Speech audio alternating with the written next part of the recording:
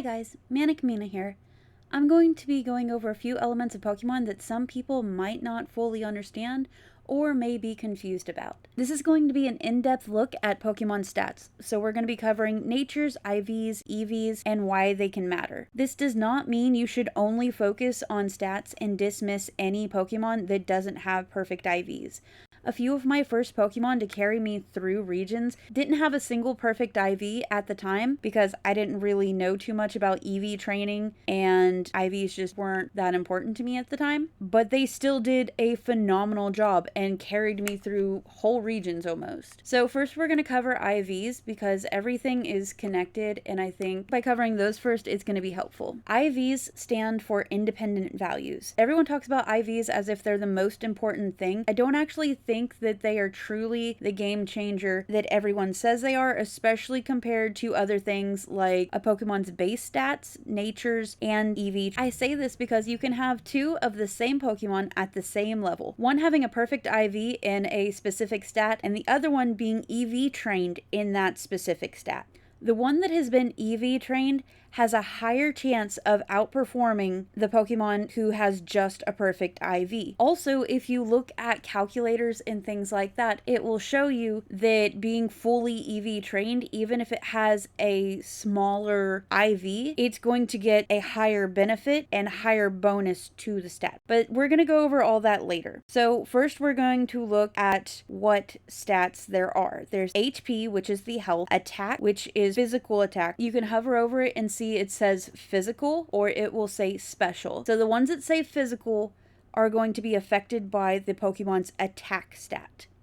After that, we have defense, and then special attack, which again is the attacks that say special underneath them.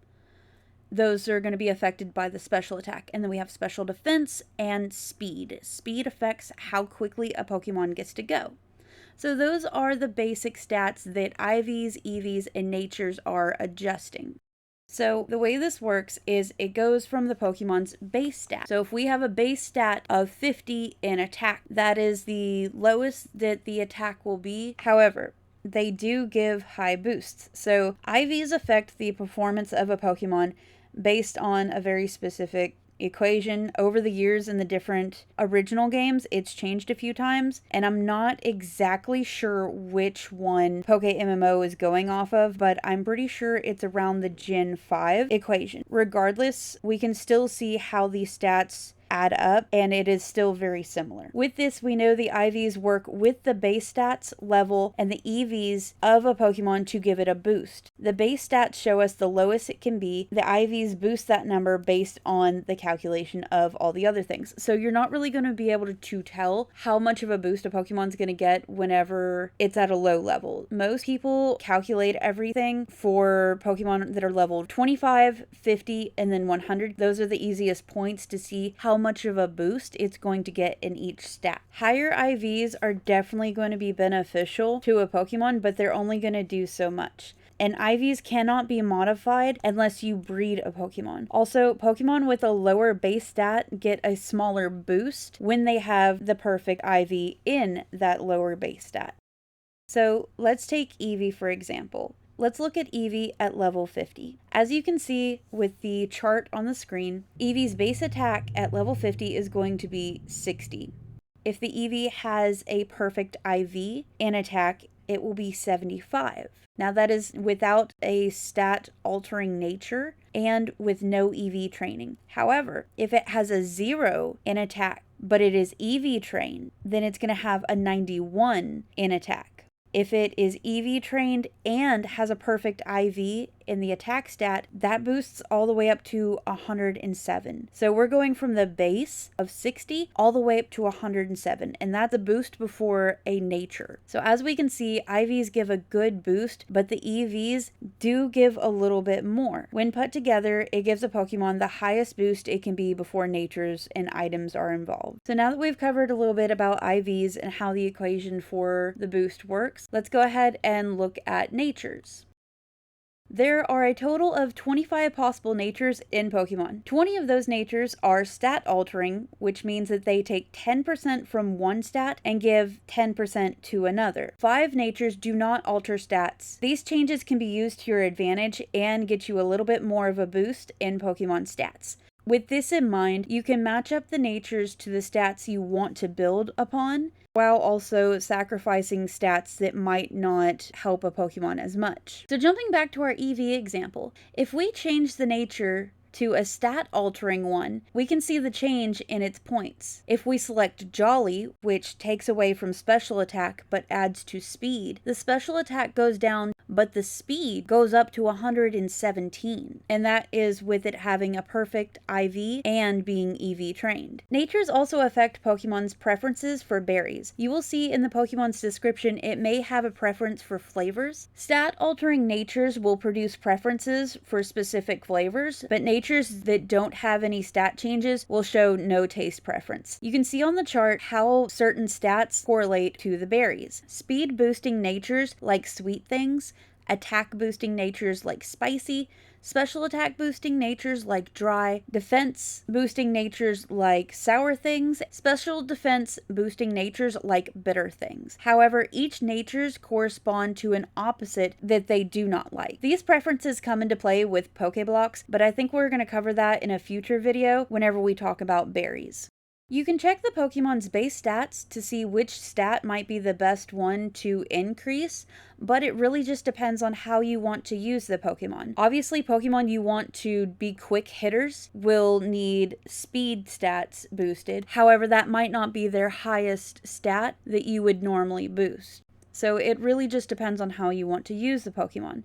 Another way to check what stat you might want to build upon, or what might be best stats to build, is to check the GTL. The first page can show you what IVs are the most popular for that specific Pokemon. However, I would look past the shinies and the most expensive things, so it might be page 2 or 3. You can generally see on there, depending on how popular the Pokemon is, which stats are the highest. The first couple pages don't give you a clue because it's just 5 IVs. Then I would go a few pages in until you can just see the highest 2 to 3 perfect stat IVs. Those will be your good ones to go off of.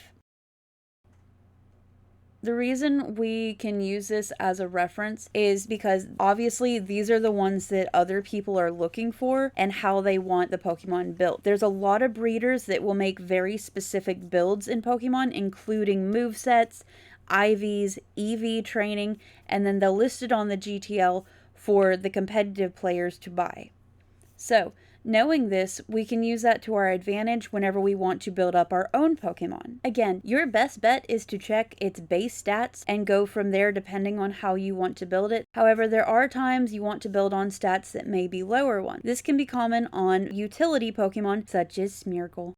Moving on to EVs. EVs stand for effort values. So these are going to be the points your Pokemon get for building up these certain stats. Your Pokemon can get a total of 510 EV points over all of the stats, with a maximum of 252 in a single stat. This means that only 2 stats at a time can be completely maxed out with 252 points. The boost given depends on the IVs of that stat. With odd IV numbers, the first 4 EV points you get will add 1 point to the base stat. After that point, you gain another point for every 8 EVs. So at these intervals, 4, 12, 20, 28, 36, etc.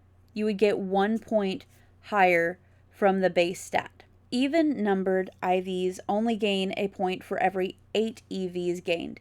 So at 8, 16, 24, 32, etc., they will gain a point. EVs are gained by battling Pokemon or using vitamins. However, these can be pretty pricey in game, and I do not recommend it unless you're just needing a couple of EV points. These items can be found on the GTL and a few locations in the game. So real quick, we have the different vitamins. HP up obviously is going to increase the HP for a Pokemon. Next we have protein, which increases the attack. Iron increases the defense. Calcium increases the special attack. Zinc increases the special defense. Carbos increase the speed. There's also a super version of each of these and a hyper version, which is going to give the most increase out of any of the vitamins. However, again, they are very pricey. There's also PP ups, which are going to increase the max PP of a Pokemon's move. I'll be making videos in the future on the best places for EV training, but I will list some of the most popular ones in the description, and I'll be adding some in the comments as I find more of them.